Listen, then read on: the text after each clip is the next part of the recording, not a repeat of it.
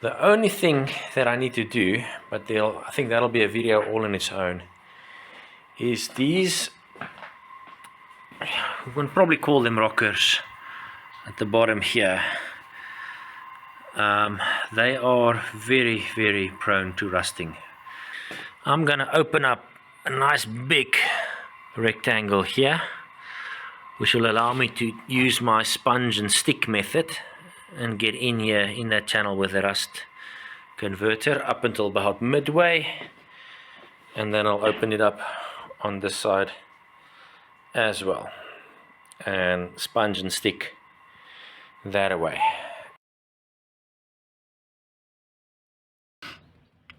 Alright, so I opened up the four corners, and there's quite a bit of rust in here. So what I'm going to do now is take a piece of flat bar and give it a good scratch. Hopefully I can reach to the center, to the middle there, and then from that one reach that way.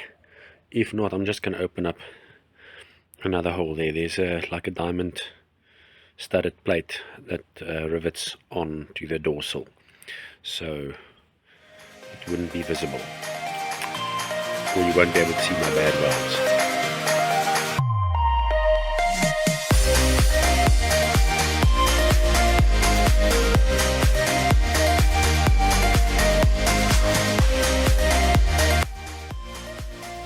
Okay, so my dust displacer is nice and clean. Let's see how much gunk can we suck out of there.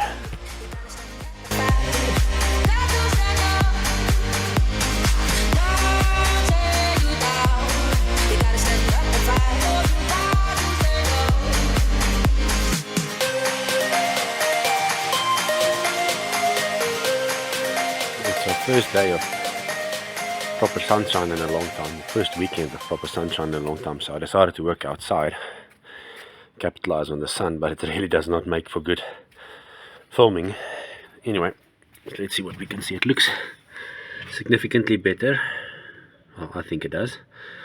Now that it's a bit scraped, now that it's words.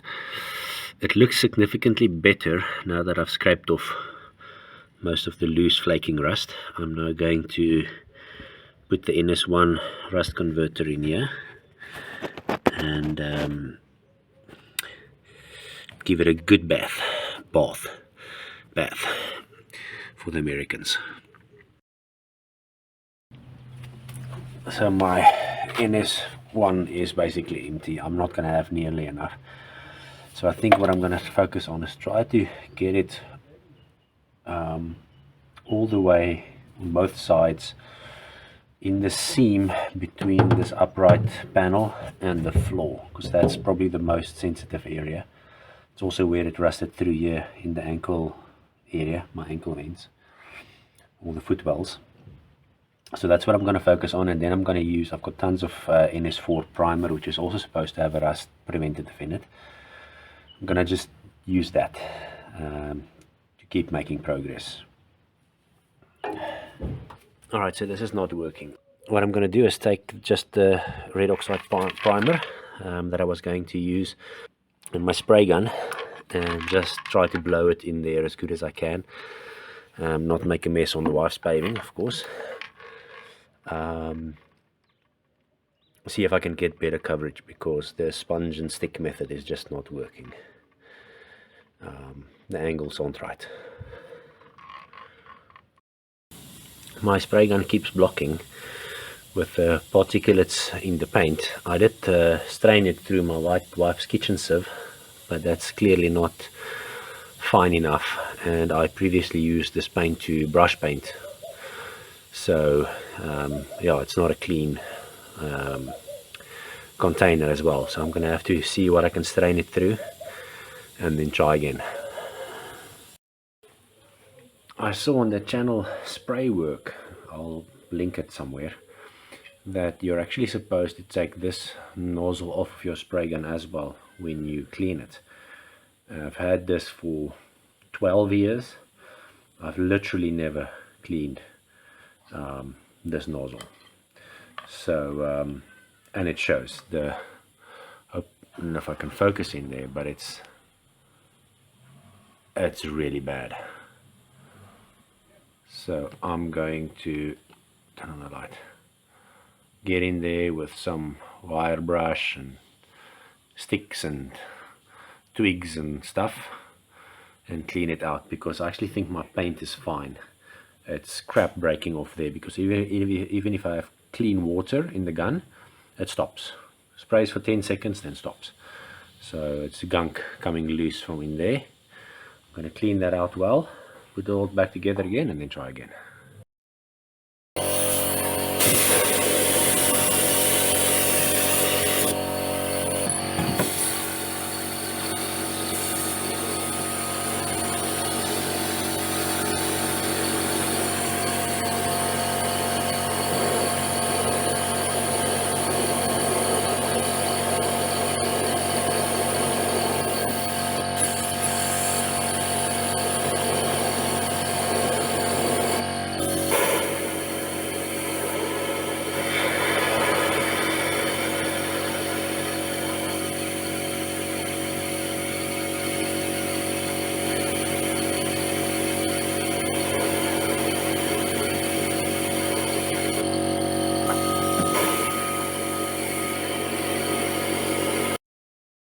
Okay, this got a bit chaotic very quickly. Paint started coming out over there, which is a good thing.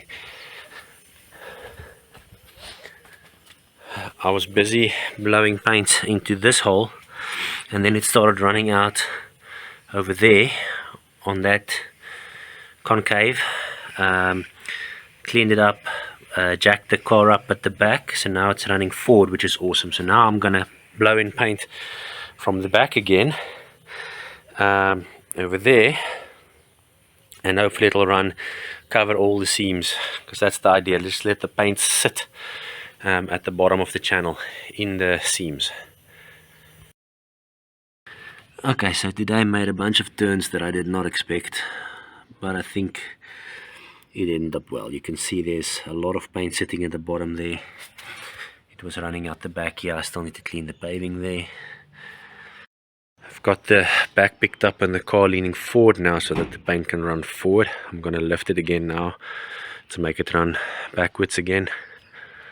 It's really sitting in nice and thick in here.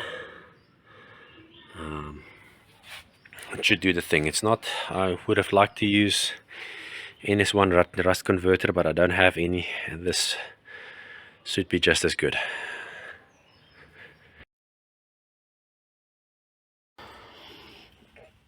Okay, so it's been sitting in the garage now again for about 5 to 10 minutes. I jacked the rear up, and you can see the paint started oozing out of those ankle vents over there, as well as on that side. And if I lower it back down, then it runs out the back, out of these little holes. It's not perfectly tight in those corners. No, sorry, it's not there. There's a little hole back there. You can see where it ran down the wood. So yeah, I am happy that it's got very good coverage, definitely into those seams. Focus. There, it's gonna be like good and soaked. All in all, I think this was worth it, especially if you take a look at what these sills look like on that coupe that Super Restorations out of Australia is busy restoring. I'll put a link to their Facebook page down below. They are just prone to rust, and I think this was like a half a day's work, full Sunday's work after church, but completely worth it. You only get this chance to do this once, so let's do it right. As I'm packing away my tools, I realized I never checked the dust displacer, what we got out of those channels, and there's a bag, no idea how that got in there. Significant mouse feces, which is understandable, and then looked like acorn shells or something. So they were busy, definitely busy making a house in there. which if they did, that would have been the end of it. The mice urine is extremely corrosive, and that would have, yeah, it would have been the end of it. So again, we caught it in time. I've got drippage, so I'll lower the back down again now and make that run the other way.